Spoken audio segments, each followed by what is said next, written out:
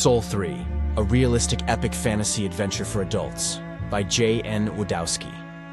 Note: for your full enjoyment, be sure to read or listen to the end and continue to the next chapter. Chapter 44. 4 days later. Dale sat across from Greendale at his desk in the constable's office. A 30-year-old human male was locked up in the cell behind Greendale. The human looked fragile, like the man named Glass that had accompanied the emissary. He had been caught with hand-drawn charts of East Riverton's defensive works, and notes about the manufacturing of the muskets, weapons training, and the secret weapons Belson is working on. "I said no," Greendale responded. "Chopson does not want to miss the fight," Dale insisted. "You were right to leave him there to protect the shelter. If anything, I should send him women." Greendale stroked his trim beard. "Women." Dale's face looked puzzled. "How many could the shelter hold?" "Sleep and feed?" Greendale asked. 100 or more. They have many separate apartments and bunk rooms. It grows its own food and raises livestock in large underground facilities. "I don't see how that matters." Dale was confused by Greendale's questioning. "Dale, there are no guarantees we will win this war." Greendale looked at him seriously as he poured himself a cup of coffee made from the beans the Pharaoh had given him as an offering of friendship. "Well, no, of course not. If this goes south, that shelter may be our last hope. We need to send women, at least 20, thoughtfully stated Greendale. "Which women?" Dale was starting to catch on. "Let's not make the same mistake Weston did. Send them young, willing single girls in their late teens and early 20s. No sisters or cousins. They should be as diverse as possible. The settlements that have taken refuge here should be willing to send at least one young, healthy female each." Greendale answered, "If we win this war, then we'll send wagons for them and the library. Until that happens, they may be the only option to save humanity." "Do you think they would be willing to send their daughters to be breeders?" Dale objected. "It is what you are asking of them." Greendale's eyes narrowed more intensely than usual. "Having their daughters be saved in the shelter, as opposed to what would happen to them if the demons win. I think you may find that many more than 20 families will want their daughters to be chosen for the shelter." Dale realized Greendale was right. "I see what you mean." Dale turned his attention to the glass-like human in the cell behind Greendale. "What are you going to do with him?" "Would love to turn him into a double agent," Greendale softly replied. Overhearing their conversation, the prisoner screamed, "It will never happen. She is love. If not, execute him." Greendale purposely responded loud enough for the man to overhear him. The man shut his mouth, stepped away from the bars, and sat on his cell cot, realizing he may not have long to live. Dale, still looking at the glass, stood from his chair and approached the jail cell. "Where are you going?" Greendale turned in his chair to confront Dale. Dale stopped and looked down at Greendale. "I just want to talk to him."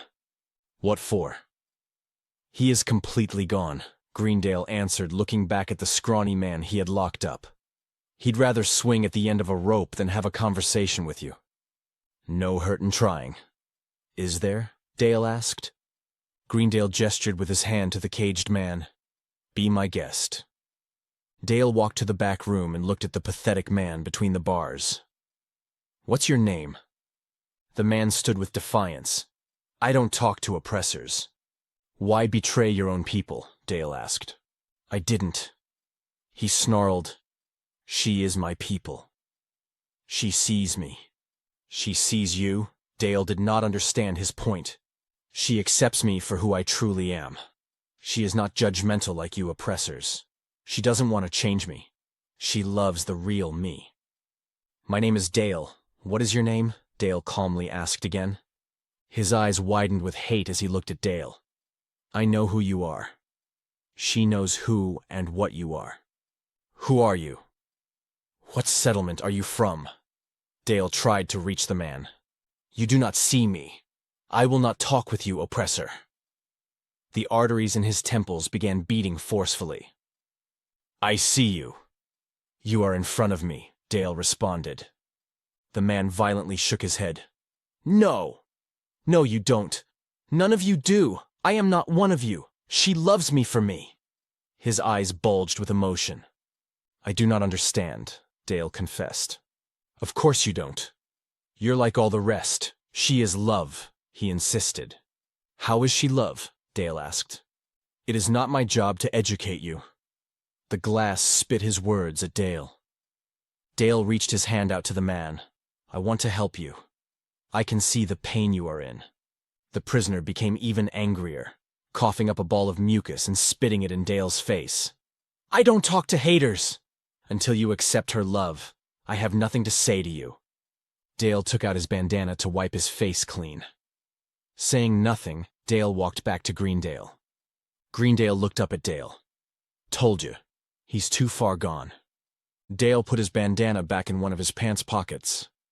How did you catch him? Oh, that was easy. We caught him exposing himself to school children. When we searched him, we found the diagrams and notes. Dale looked back at the caged man. If he had just kept it in his pants a little longer, he would have gotten away with everything. The nose ring didn't give him away? Dale questioned. It should have, Greendale answered. I think too many of my men are too tolerant of what they thought was merely self-expression. I think any signs of humans that engage in self-mutilation should be investigated. Too many of us have already joined her ranks, Dale pointed out. Greendale nodded in agreement. I already gave the order. As Greendale drank his coffee, he gave a slight chuckle. The craziest part was when we brought him in. He had the nerve to defend himself as merely being attracted to minors, that he has nothing but love for them. He kept ranting that we are the monsters. Love? Dale sat back down. Greendale poured Dale a cup. Yeah, love. As he mixed cream into his coffee, Dale looked at the wretched soul that returned to the bars of his cage. Bug-eyed, he stared back at Dale. Cuff yoy, oppressor. Calling back to the man, Dale answered, I think I am too old for you. Hopeless. Greendale turned his head to look back at his prisoner. Clearly hopeless. Dale took a sip of his coffee, enjoying its smoothness, while realizing their greatest threat may be those among them, and not those outside their walls. Late afternoon. Greendale and Dale stood at the town green as they watched the men drill with the first 50 flintlock muskets.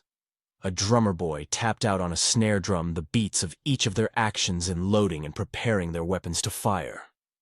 An officer, standing straight, with a drawn long sword, barked out commands. That book by Ross you brought back from the library has been helpful. Greendale thanked Dale. Many had gathered to watch the 50 men drill. Some of the children and women covered their ears as the first line of kneeling men fired their new weapons. Black smoke filled the green along with the smell of spent gunpowder.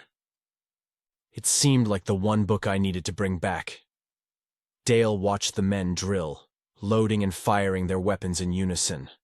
The men were formed in 2 lines of 25 men each. The first line was kneeling and loading, while the second line stood behind them firing at the straw men targets set up at the far end of the green. With enough drilling, they should be able to load and fire 3 shots a minute each, Greendale quoted from the book. If we keep drilling them, we could get them up to 4 shots a minute. Not much compared to the assault rifles. Dale gripped the butt of the Warson slung on his right shoulder. Greendale smiled. Yeah, of course not. But that day will come when we will learn how to make those too. Unfortunately, that time is not now.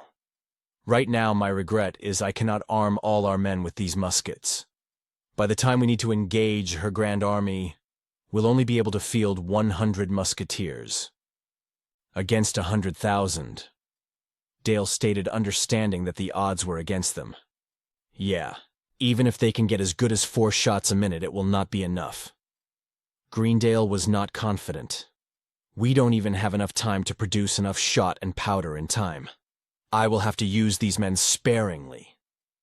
Can we save the Neathtons? Dale realized. Even with the edge of these weapons, they are no match to the massive force of demons Lucifera has been able to raise and arm. If we're smart. if we use them at the right time, they could make a difference. Greendale stroked his beard as he watched the musketeers continue their drills. The men were not only learning to master their weapons, but more importantly, were learning to work as one. Please continue to Chapter 45. To support the author, please like, share, comment, and subscribe.